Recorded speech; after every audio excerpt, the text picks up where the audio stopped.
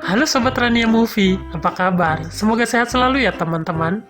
Kali ini Rania akan bahas alur cerita film SpongeBob season 10 berjudul Weirdly Brains. Oke, kita langsung saja masuk ke alur ceritanya. Episode dimulai dengan memperlihatkan SpongeBob dan Patrick yang tengah bosan bermain dengan tongkat. Mereka menginginkan sebuah permainan yang lebih menyenangkan. Tiba-tiba muncul sebuah iklan yang membuat SpongeBob dan Patrick tertarik. Dalam iklan tersebut diperlihatkan sebuah mainan yang disebut Weirdly Brains.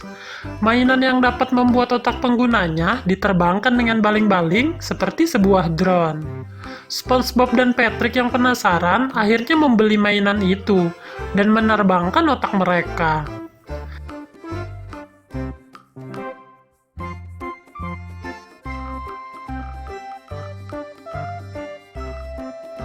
Setelah berhasil menerbangkan otaknya, mereka mulai melakukan berbagai macam keusilan, seperti mengganggu Squidward yang tengah mandi hingga ia ketakutan dan menyangka otak yang bisa terbang itu alien. Tidak sampai di situ saja, mereka juga menjahili warga Bikini Bottom yang lain.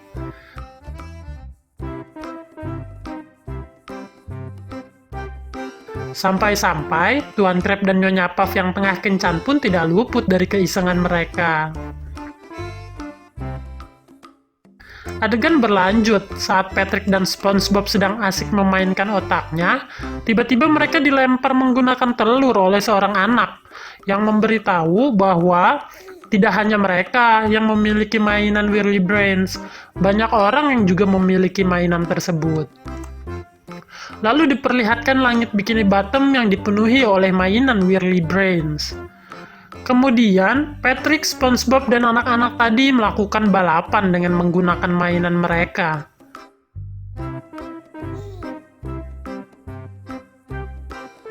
Tetapi, otak SpongeBob dan Patrick malah masuk ke rumah seorang lelaki tua, dan dia menganggap otak mereka sebagai miliknya. Hal tersebut mengakibatkan SpongeBob dan Patrick menjadi kehilangan akal sehat mereka. SpongeBob dan Patrick pun panik karena mereka tidak dapat menemukan otak mereka. Meskipun otaknya hilang, SpongeBob masih memiliki sebuah ide, yaitu menelpon Sandy untuk meminta bantuan. Setelah itu terlihat SpongeBob, Patrick, dan Sandy tengah menggunakan alat detektor untuk mencari otak yang hilang. Dan ternyata bukan otak mereka saja yang hilang. Detektor Sandy mengarah ke rumah orang tua yang sama yang mengambil otak SpongeBob dan Patrick. Lalu Sandy bertanya dengan ramah kepada orang tua itu. Tetapi lelaki tua itu hanya tertidur dan mendengkur.